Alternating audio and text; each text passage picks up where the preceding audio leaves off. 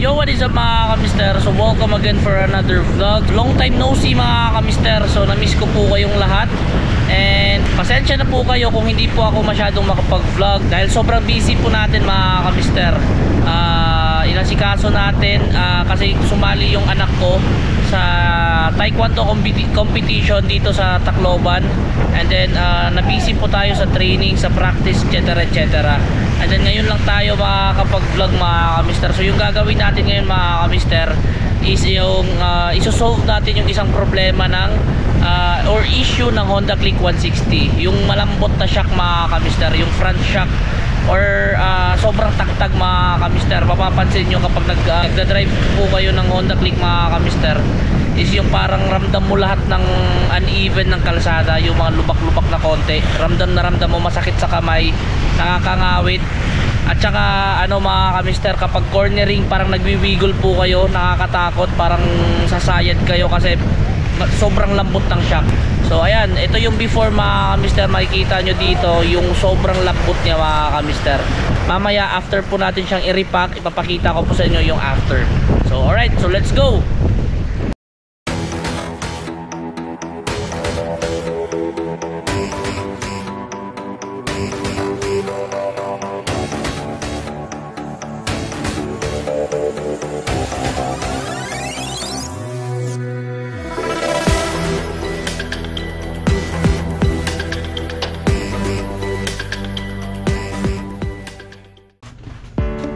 Alright mga kamister, so baklasin muna natin itong gulong natin sa unahan para matanggal natin yung front shocks natin.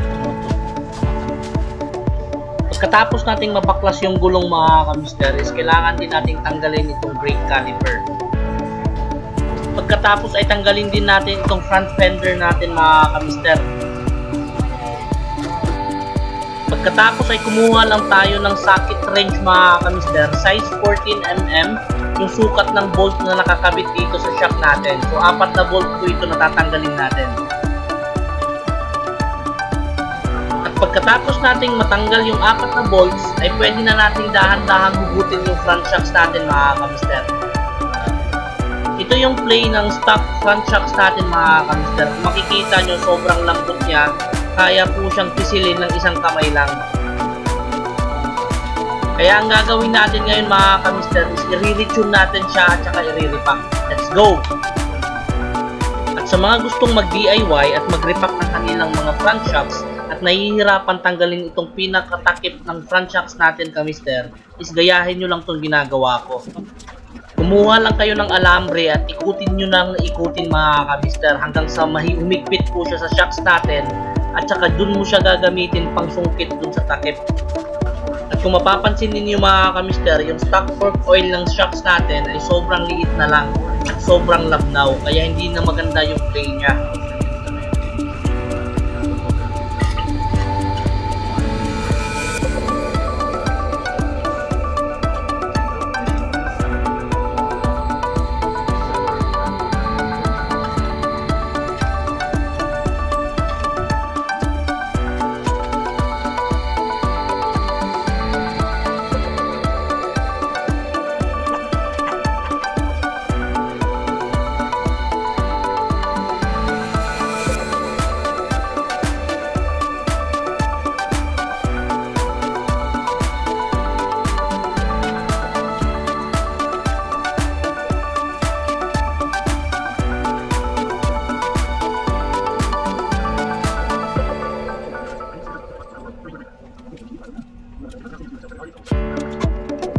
Medyo mahirap nga lang siyang gawin mga kamister, pero kayang-kaya.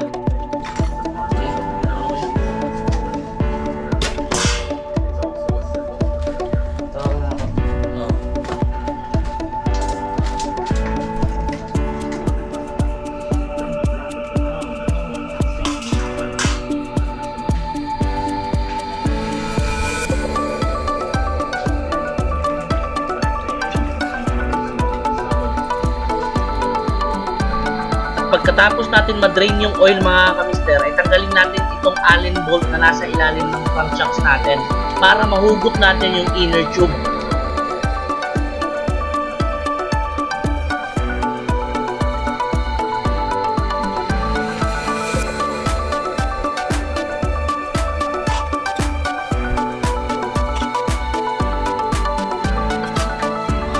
pagkatapos nating mabaklas lahat mga kamister, ay simulan na natin silang hugasan. At gasolina lang pala yung gamit nating panglinis dito mga kamister.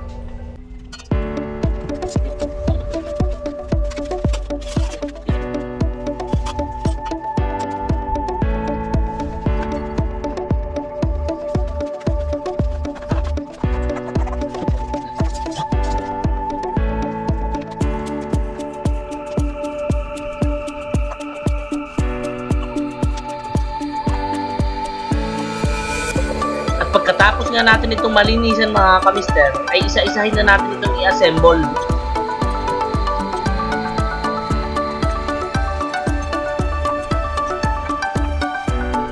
At eto na nga yung bagong repack at retune natin ng front shocks mga kamister. Pinalitan din pala natin siya ng dust seal para medyo may dagdag angas. At pinalitan din natin siya ng linear spring kasi yung standard or stock na spring ng front shocks ng Click 160 natin ay progressive. So yung disadvantage ng progressive spring is kapag biglang nalulubak siya is lumalagotok or sumasagad. Kaya pinalitan natin siya ng linear spring para hindi po siya sumagad or hindi po siya lumagotok. At ito yung difference ng progressive spring sa linear spring. Ang progressive mga kamister ay magkakahiwa-hiwalay siya, tapos yung kalahati o yung bandang dulo ay magkakadikit na yung mga spring. Habang yung linear spring naman mga kamister is buong spring ay magkakahiwalay. At ayan, ikakabit na nga natin itong bagong linear spring natin mga kamister. Tapos ay lagyan na agad natin ng bagong fork oil. At para tama yung sukat ng fork oil na ilalagay natin bawat shock mga kamister, ay gagamit tayo ng malaking syringe. At sa mga magtatanong kung ilang ml ang ilalagay na fork oil sa shocks ninyo mga kamister, ay depende po yan sa timbang po ng rider at saka sa rider preference po. Pero yung sa akin mga kamister, yung timbang ko is nasa 85 kilograms. So yung nilagay kong ml ng fork oil is 60 ml bawat shock. So depende na po yan sa inyo. Pwede nyo pong mag-range po kayo from 60 ml to 65 ml. Depende na lang kung ano yung gusto nyo, kung matigas o medyo malambot pa. Paano nga ba ang tamang pag-bleed ng front shocks natin mga kamister after natin malagyan ng fork oil? Para masigurado natin na walang hangin na maiiwan sa loob ng shocks natin. Dahil kapag may hangin na naiwan sa loob ng shocks natin mga kamister, ay hindi nyo gugustuhin yung resulta. So una mga kamister ay ibaba nyo yung inner tube. Isagad nyo hanggang sa pinakababa. Pagkatapos ay ilagay nyo na yung fork oil. Pagkatapos nyo malagyan ng fork oil ay dahan-dahan yung ibaba yung spring. Pagkatapos ay hayaan nyo lang siya mga kamister ng mga 1 oras hanggang sa mawala na yung bula or yung hangin sa loob ng shocks. Pagkatapos ng 1 oras mga kamister na pag-bleed ay dahan-dahan yung iangat yung inner tube. As in dahan-dahan para hindi po siya bumula sa loob or magkaroon ng hangin sa loob ng shock. Pagkatapos ninyong iangat yung inner tube mga kamister, hayaan nyo na naman siya ng mga 3 oras or hanggang kalaating araw. Depende po sa inyo. Pero ako, ginawa ko 3 oras lang mga kamister. Tapos pwede nyo na siyang takpan, ibalik yung takip ng shocks at saka i-assemble. At ito na yung play ng bagong repack natin na shocks mga kamister. Medyo matigas na siya at yung pag-angat niya is dahan-dahan na mga kamister. So alright, all goods na tayo mga kamister. At saka ikabit pala natin itong o-ring na kasama dun sa binili nating dust seal. At para hindi kayo mahirapan sa pagpasok or pagkakabit ng o-ring mga kamister, dahil maliit lang ito at saka medyo malaki yung inner tube, is kumuha po kayo ng kahit anong tali or sintas ng sapatos. Tapos ipasok nyo yung sintas doon sa loob ng o-ring, tapos saka mo siyang ilagay doon dahan-dahan sa shocks natin o sa inner tube.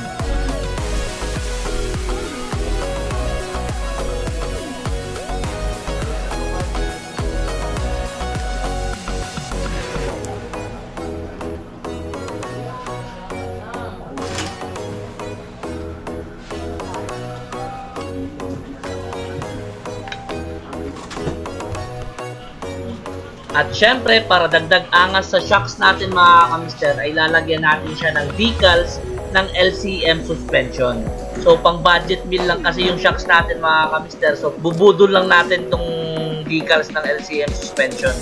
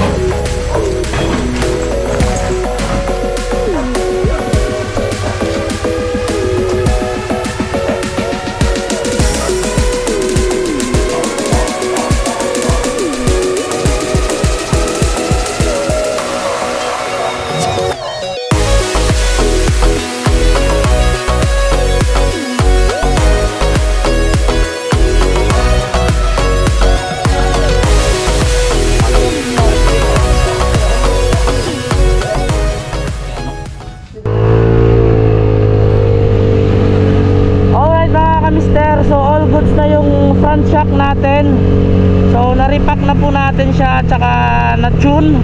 Napalitan na rin natin siya ng linear spring. So all goods na yung pakiramdam ko mga kamister. Yung unang napansin ko agad mga kamister is hindi na siya masyadong matagtag. Alam mo yung ano, dahil sa sobrang lambot ng shock niya ng Click 160 is parang ramdam mo lahat ng ano, ng kalsada. Kapag uneven yung kalsada, ramdam mo lahat. Yung parang gumaganon palagi yung manubela mo. Ito medyo hindi na mga kamister, parang ina-absorb niya na yung mga lubak-lubak. Saka isa ko pang napansin mga kamister, hindi stable na siya sa mga cornering. So hindi na tayo matatakot kumorner ng mabilis. So kahit nasa high speed ka tapos ko corner ka mga kamister or babanking ka sa kurbada, is napaka stable niya. Hindi siya nagwi-wiggle-wiggle. So okay na okay siya sa mga high speed cornering. Mamaya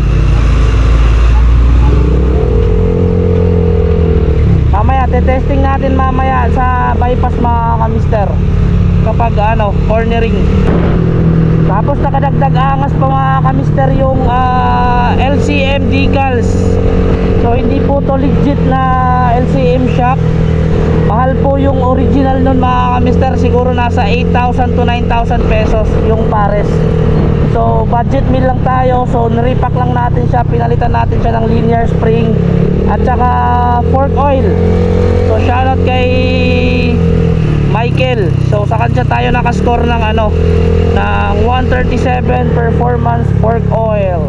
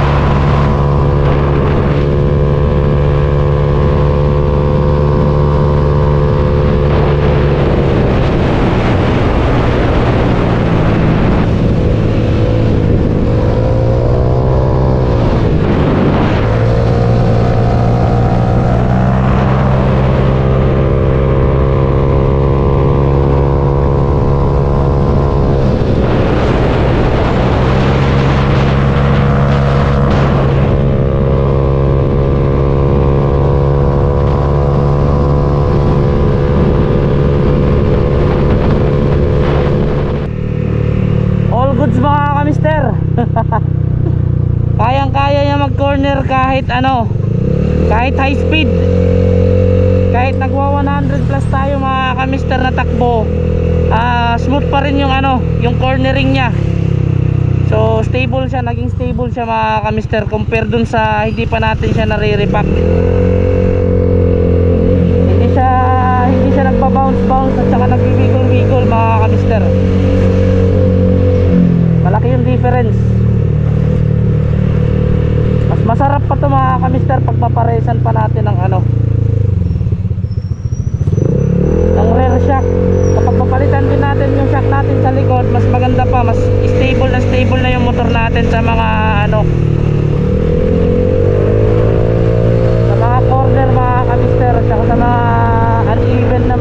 kalsada. Hindi mo na masyadong ramdam yung ano, yung lubak sa kalsada mga kamister. Yung mga uneven na pagkakasemento, yung hindi pantay-pantay, yung hindi smooth. Diba usually kapag ano, gumaganon yung ganyan yung ano natin.